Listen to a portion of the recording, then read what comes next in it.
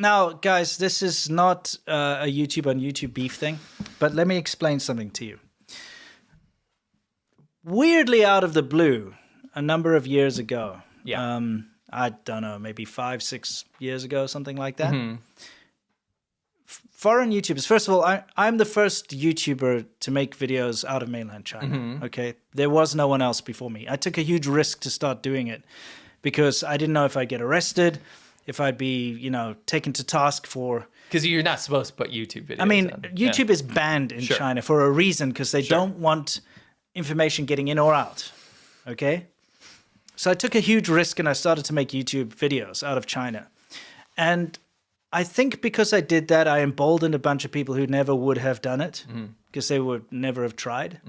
But, as you all know, my videos kind of went from a happy, look at my awesome life, narcissistic nonsense type thing into something a bit more mature, I'd hope to say, where I could actually say, hey, China's great, but there's this issue and that issue which affect, people and affect my friends, affect me, like this, you got to be wary of these scams, if you're coming here on a holiday, be aware of these kind of scams because I don't want you to have a bad experience. I want China. Yeah, I wanted people to come to China and enjoy it, and avoid the pitfalls. So about 5, 6, 7 years, I don't even know, I can't even remember now. But out of the blue, I started to get attacked by new YouTubers, most of whom I actually know because being the first YouTuber, I'd be part of those little creator groups. Sure. They'd reach out to me and ask me about equipment. They'd want to do collaborations. And I actually did collaborations with quite a few of these attackers. Yeah, you're active with that. Yeah. And, I would try to give them advice on how to grow their channels and how to do it and all this. And then all of a sudden, it seemed like it happened overnight. I started to get attacked with these Serpents at A exposed videos. And he's a liar and a racist and because they were trying to curry favor with the Chinese government, and to get the nationalists behind them. Sure. And it was kind of a weird thing. And then not that long after these attacks started happening, you started to see these propaganda fluff piece travel sort of YouTubers in China, where a YouTuber who I'd known personally, all of a sudden would go on a trip to Hainan or to wherever, and they're talking about how great the poverty alleviation is and talking about how great the high-speed rails are. Lining up a state media talking point. Yeah, they're like, oh, look at this amazing project that the government did. And you're like, this is very unnatural. Okay? So, obviously it was very obvious what was happening is these people were being paid to do propaganda. Yes. In one form or the other, compensated. They were being flown out there, all their expenses taken care of. Yes. And they were told to just, hey, film and say positive things, and they'd appear on the local press and all that sort of thing. So anyway, I've made quite a few videos about this phenomenon, as have you, and we've talked about it in the past. But basically, you get this group of foreign CCP shills, as we call them. They are propagandists, and they're the type of people who put out videos on YouTube that praise China, praise everything that China does, praise the infrastructure, praise the projects from the government, praise the culture. Government praise. Yeah, it's basically it's what the government it's whatever wants the government wants. About, yeah.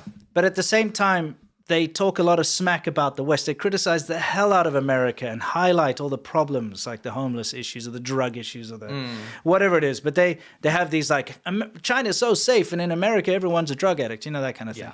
But the thing is, they cannot and may not say anything negative about China, so they can't criticize a thing.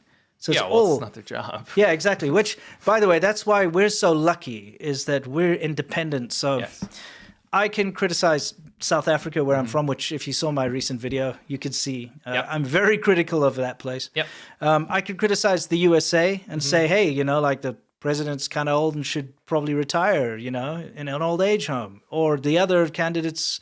You always go straight to the top. You can criticize any element. That's what I'm saying. But the fact is, because in China, you may not criticize Xi Jinping. No, but you can't criticize anything. Yes, but America, I mean, you can criticize every level. That's why I used the president as an example, because that's the top. Start at the top. Start at the top. I can literally criticize Biden right now and say that I think he looks like a frail old man. Okay. Right. And I'm not going to get the FBI coming to knock down my door and say, like, you're arrested and they cancel my account and all this kind of stuff. But in China, if I were to say Xi Jinping is like an ugly fat man, I'm done, especially if I've got a big audience. So it's impossible for them to say anything critical of the government especially, but anything. And so you will search through their content and you will never find a critical thing about China, but you will find massive attacks on the West. And that's what makes them propagandists, is it's all about showing a one-sided picture of a place. Yeah. There's one thing that's very important about this. Yeah. And that is, it's not, I want to make sure people understand, this is not like independent, people like Lila Farley, for example. Yes. That's not the other side. I think a lot of people try to confuse this. They say there's the Shills and then there's us and Lila Farley and all the billion other, critical of the CCP YouTubers. There's not two opposing sides. No. There's independents. Yeah. Who happen to believe that it's more just to champion human rights and criticize powers that are making poor decisions against human beings. Yes. And then there's people that want to work for authoritarian states to curry favor with them to gain a lifestyle or a following or money, whatever their motivation is. They're two different things. Yes. What happened was we saw this article on Financial Times. And it was called Friendly Foreign Influencers Win Growing Following in China. And it was interesting because it went through a bunch of these kind of sympathetic to the CCP type influencers. Yeah. But unlike the other articles, we've seen some of the stuff on New York Times stuff, and they've all done great work. But this time it actually quoted this amazing report here. Pause it there. Okay. And it's called Singing from the CCP's Song Sheet. Yes. And it was from the ASPI, that's the Australian Strategic Policy thing. Yeah. Institute. And, they put out an article, and they went into like 92 pages of how they operate. And finally, we can kind of get a window on how they operate, right? And what they've kind of uncovered is some key points. Yes. And you just leave it on that. On this? Okay. You got some key points some hard facts to throw out? We do, yes. Okay, what do we got? The link's in the description so you can actually read the whole thing. But yes. It says, foreign influencers are reaching increasingly larger and more international audiences, and some of them have tens of millions of followers in China and millions more on overseas platforms, particularly on TikTok, YouTube, and X, formerly Twitter, right? Sure. So these are people that are spreading CCP's message, the Chinese government's message, on foreign platforms that are banned in China. That's why they hire them. Right. Yeah. But they're also on Chinese media. Yeah. The CCP, and this is something we've kind of learned here, and this was eye-opening for me. We've always struggled to see how they start. Like, yes, we've seen them go on a pipeline of like, I'm making videos, and now they find out if they do propaganda stuff, they get state gigs and travel gigs. They all start by wanting to be a YouTuber. Yeah. Failing badly at it because it's a tough game. Yeah. I mean, I don't blame them. It's hard. Realizing that they're just not getting anywhere with their YouTube channel. Then they suddenly do a attack Serpents Today and Lao 86 video and fluff piece for the government, and they get a massive following from the nationalists, and the government starts to sponsor them and take them around. And that's the traditional path. Yeah, the traditional. And that's when there wasn't that many. Yeah. Now, this is what happens. Okay. The CCP is creating competitions that offer significant prize money and other incentives as a part of expanding toolkit to co-opt influencers in the production of pro-CCP and party state-aligned content. So now you have these competitions. Sure. Right? And the report goes through it, and there's some pictures of that stuff. But yeah, you can scroll through. Okay. There's these competitions and like make a video about Xinjiang, right? Which is where they're trying to cover up the genocide, right? Yeah. Make this one says, Shu Fang, International Media's Deputy General Manager, speaks at a launch ceremony for CCP my 2021's My China Story short video competition in Beijing. And what this is actually like a grooming the foreigner to talk about pro-CCP propaganda. Which they then use in propaganda. They did that. Yes. Remember, I got reached out from a South African university, Stellenbosch, and the guy was like, listen, the Chinese consulate has put on this competition, where we're supposed to talk about Xi Jinping and how he's such a great man. And whoever wins gets like whatever it was, 10,000 Rand or something. It's quite a lot of money as a cash prize. So they get all these entrants of, foreigners saying how great Xi Jinping is. And then they take all those videos and they use them for domestic and international propaganda. Yes. Yeah. So, yeah, you can leave it up there. It's fine. Okay. It says, Beijing is establishing multilingual influencer studios to incubate both domestic and foreign influencers in order to reach younger media consumers globally. And they actually have this influencer studio system on page 33 of this report. But it's important because we used to think of this more as a giant, like, coordinated effort from the top, and it is, but it's gotten so intricate and so spread out now that there are these independent-looking studios that are incubating these future shills, as we call them. Yeah, right? Kind of like the, what was that? You gotta run. What was that? Yes, that was the... Media challengers? Media challengers, right? Yes. They come up with these things that don't look like it has anything to do with the Chinese government. Do 10 minutes of Googling and you find out, of course it is. It's put on by the Chinese government. It's put on by the Chinese government. So it's these competitions which turn into incubators, right? Which kind of groom, like I said, these shills, right? Yeah. And there wasn't really any spotlight on how this process happened until this report came out. Yeah. It says the CCP is effectively using a widespread network of international students at Chinese universities as well, cultivating them as a latent talent pool of young, multilingual, social media-friendly influencers. And so this is another thing. You get, which unfortunately right now there's not a ton of international students compared to what there used to be. Yeah. But what China can do is that's a talent pool. If they can flip someone, so to speak, even if they don't hate the CCP, if they can flip them to do propaganda for them, you have a talent pool that's domestically available to you, right?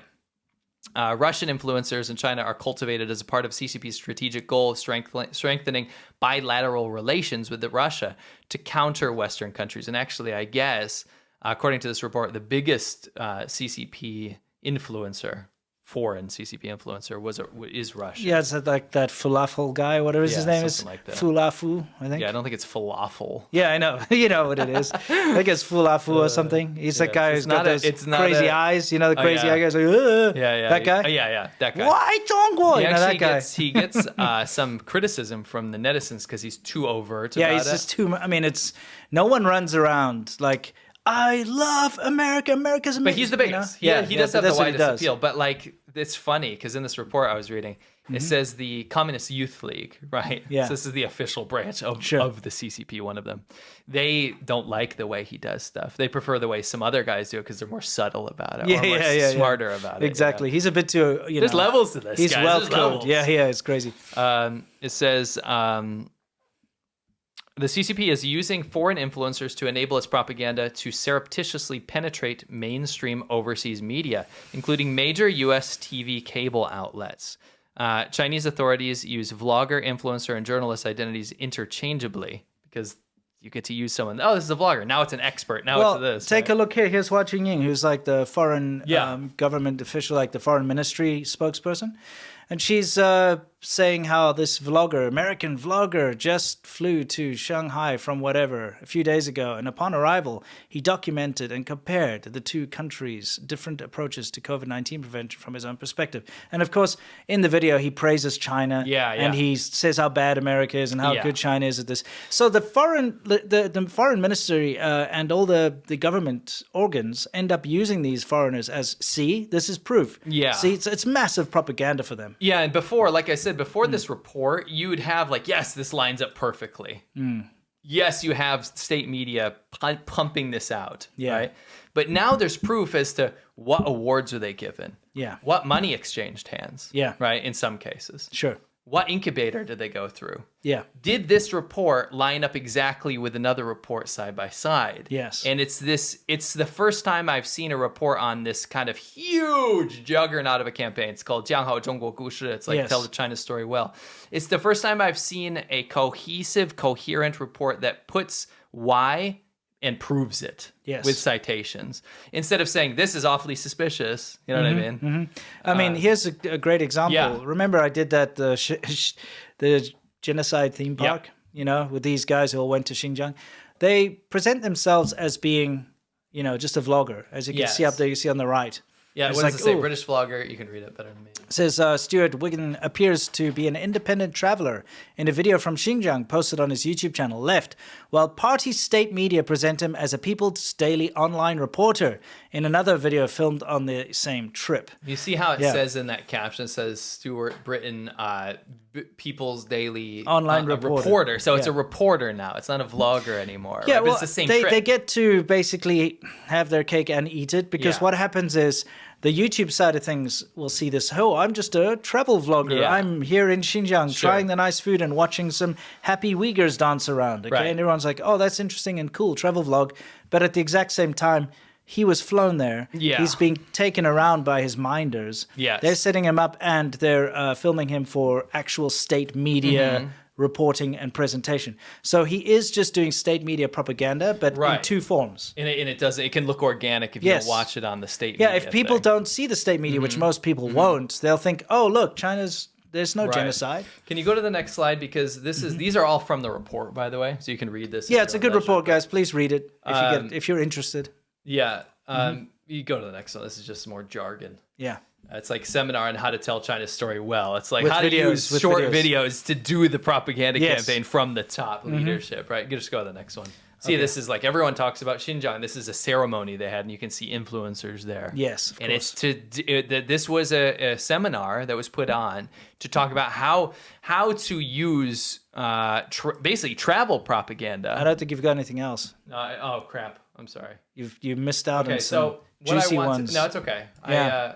I'll just read it to you. Okay, please go ahead. And this is in the report, so it's no big deal. I didn't want it to go on forever. Okay. But CCP aligned influence. This is probably the most important feature. Yeah. CCP aligned influencer content has helped boost the prevalence of party-approved narratives on YouTube. And what we call this is SEO, search engine optimization. Yes. And what it says here is outperforming more credible sources on issues such as Xinjiang due to search engine algorithms that prioritize fresh content and regular posting. And this is on page 15. It says, turning a foreign threat into propaganda opportunity. What the CCP tried to do was to take a search term like Xinjiang, because everyone at the time was like, what are these genocide camps? Sure. Remember the famous drone shot of all these Uyghur prisoners, right? What is the story on this?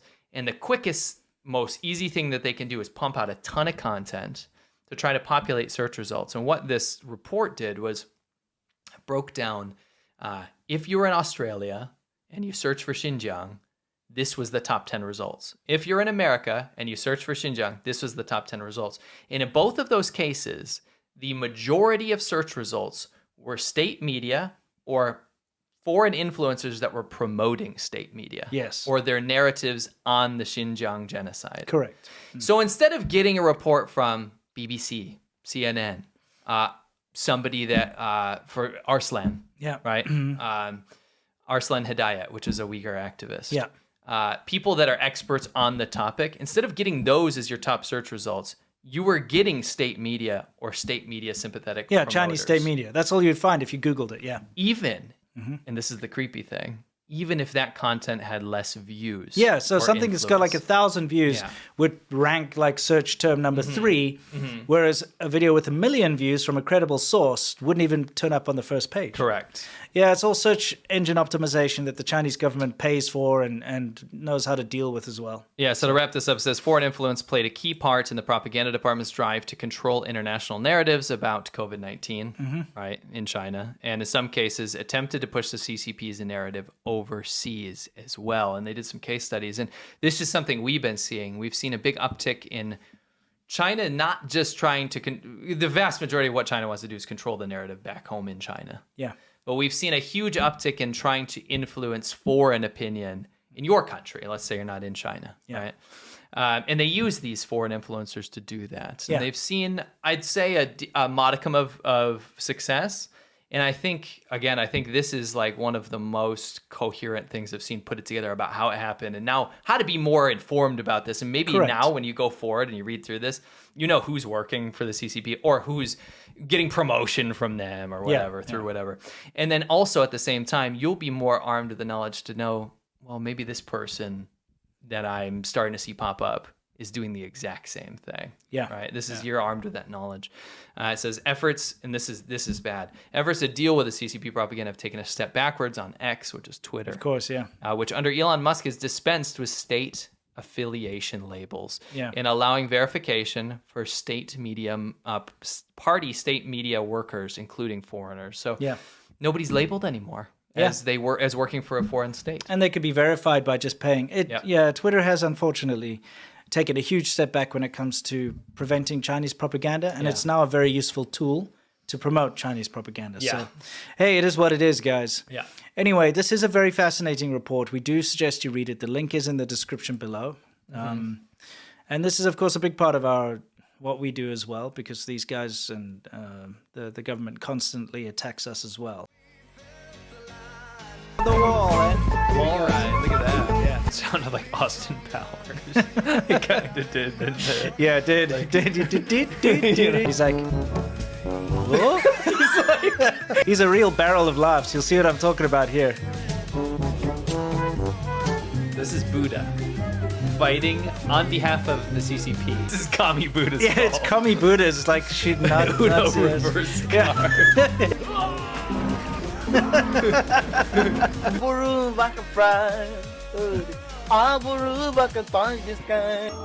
Oh wow! Oh, Zorro showed up. And then he like electrocutes them with. What was that? And then I don't know what's with these. What is happening?